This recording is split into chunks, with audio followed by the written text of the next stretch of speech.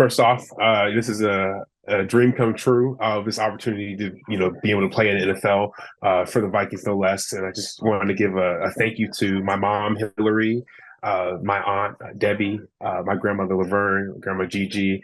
They've been my core family. We've had experienced some loss over the years. With my dad in 2019, I lost my grandfather in 2018, and my aunt in 2017, and my uncle in 2013, and just it's been so much emotions going on today. And I know they're all looking down, proud of me, and being able to one day end up being able to play in the NFL, and now I'm getting drafted by the Vikings. This truly just means the world. And thank you to the Will family, Kwesi, Coach McConnell. I really have no words to describe how I'm feeling right now, just because I'm so happy, and I just can't wait to get to work. The next chapter of my life starts now.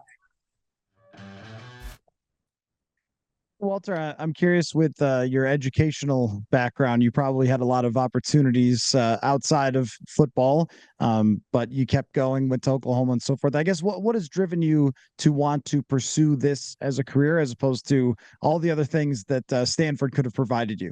All right. Well, I still, whenever I'm done with football, I still plan on, pursuing all of those things. But football is just, when I first got to Stanford, wasn't planning on going to the NFL, just doing that to get an education and play football. But especially after my sophomore year, just something changed in me where I truly fell in love with the game of football. And after that moment, there's nothing I wanted to do was just play in the NFL. And I have this, and it can be at a flaw sometimes, but I'm a perfectionist, and I want to be the best at everything. I want to do everything perfect. I want to do everything right. And leaving Stanford, going to a place like Oklahoma, I knew that's what I need to do to get to where I am right now, being in front of you guys, having the opportunity to be drafted, to be a better player. And that's why I decided to go to Oklahoma to be the best player that I can be. And now with you guys being, the best players that you guys have. Hey, Walter, welcome to Minnesota. Thank you. Just curious, you talked about just excitement of coming to Minnesota and being a part of this team. I guess what excites you specifically about kind of the Vikings offense, and are you familiar even from afar with some of the other offensive linemen in that room?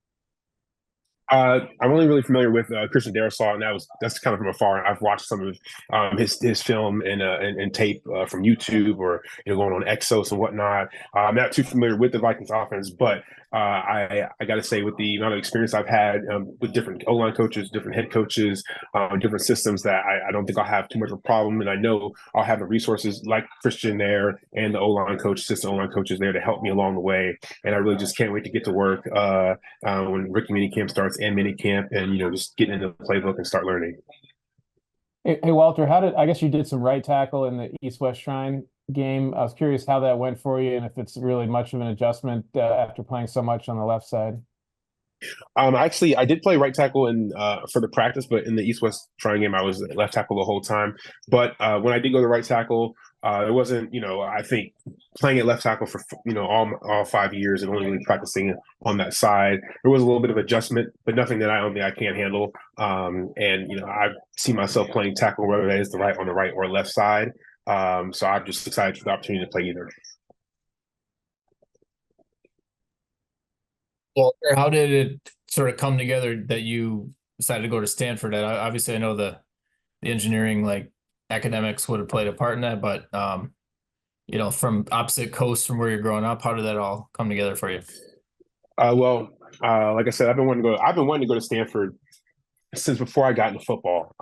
Sometimes I was in end of elementary school and middle school. I was looking at all the Stanford, admit videos and whatnot on YouTube, looking at the campus, and I was like, this is the place I want to go to. Then when I started getting into football and realized that that was actually good enough that I could get an education or get a scholarship to get an education, I was like, then Stanford would be the perfect place for me to go.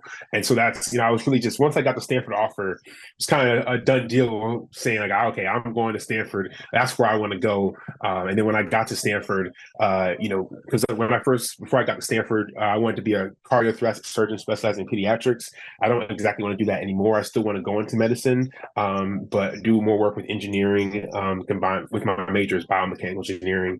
But that's how I've been wanting to go to Stanford for as long as I can remember. When you were at the Sidwell school, were you in the same class as Sasha Obama? Yes, we graduated together. Yes, sir. So what was that like having Secret Service all over campus? Well, it's an adjustment. You'll get used to it. I mean, before long, it's just like, okay, they're just a part of your daily life. There's Sasha had about two Secret Servicemen follow her around everywhere she went.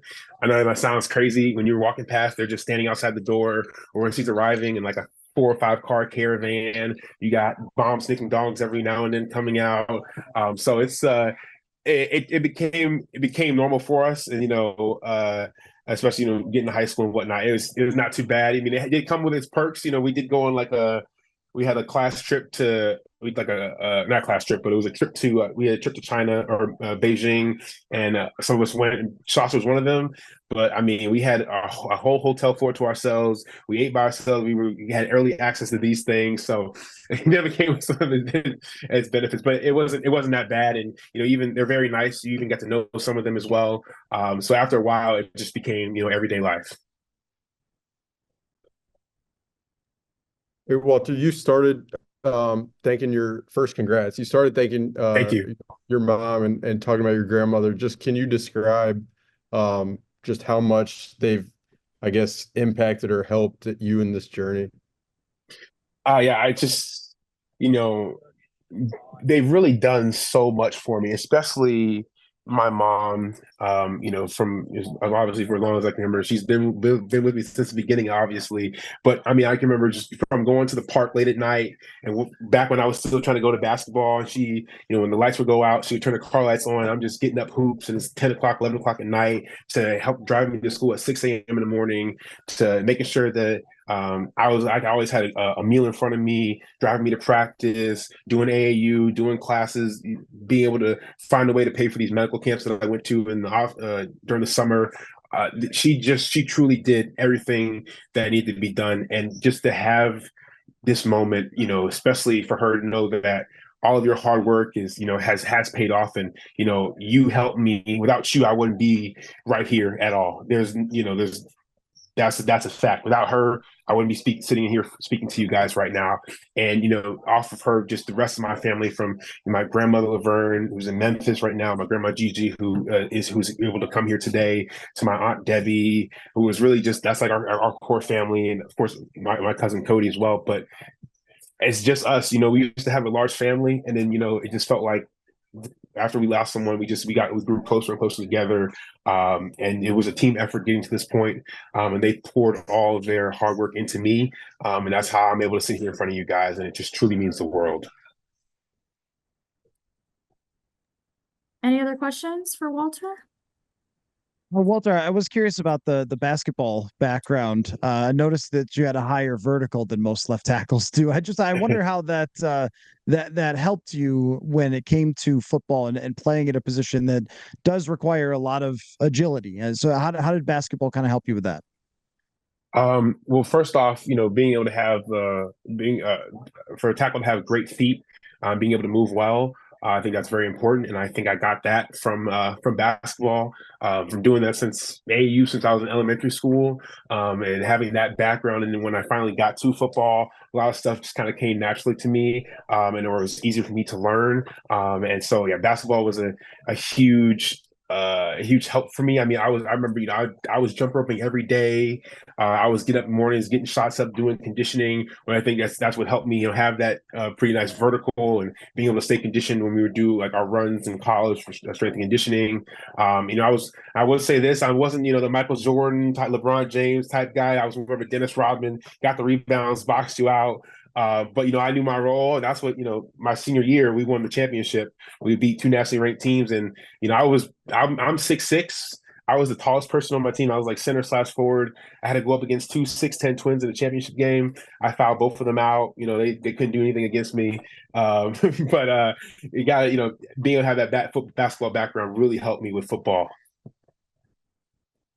Oh, and I will say, just a shout. So the reason why I thought I was going to go to college for basketball and go to the NBA for basketball was really on my dad's side. My grandfather, who I'm named after, Walter Rouse, he made the winning shot in the 1963 NCAA championship for Loyola. So, I was like, I'm living through him. Now I'm going to be the next Victor Rouse. But, my calling was football. And so, made that choice to basketball and football. Walter, if you don't mind me asking, you had mentioned losing your father, and I noticed on your Instagram you have a few different posts with him. Just how, was he able to impact your journey, and how do you kind of carry his legacy forward on this next step? I mean, I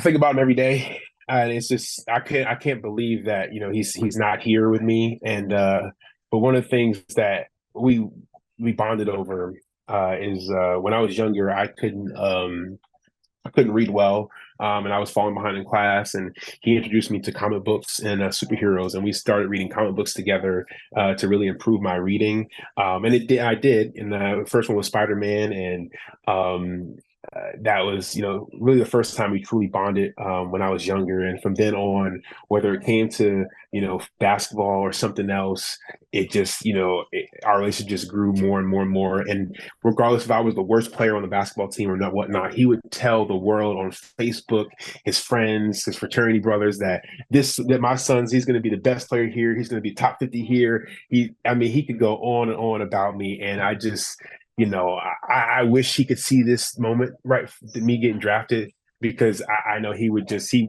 wouldn't know we wouldn't know what to do with himself. And we had the best banter. We could joke. I could joke with him like I couldn't joke with anybody else. It was just, he was the best dad in the world, and I am truly thankful that I had 18 great years with him. And I know, he still impacts me to this day. I know he's looking down on me right now, talking with you guys, just proud. I know he's telling everyone up there and having like, look at my son, look at him, he just got drafted, look at him go. And I can't wait to run on that field for that first game. And I'm going to run that field with him in my heart, as long as everyone else will help me get to that point. And I just know he's looking down proud of me. Thanks for sharing that. I'm really sorry for your loss. Thank you. Thanks, Walter. We appreciate your time. Congratulations. We'll see you in a couple weeks. Thank you. Awesome. Thank you, you, Walter. guys. Thank you. Appreciate it.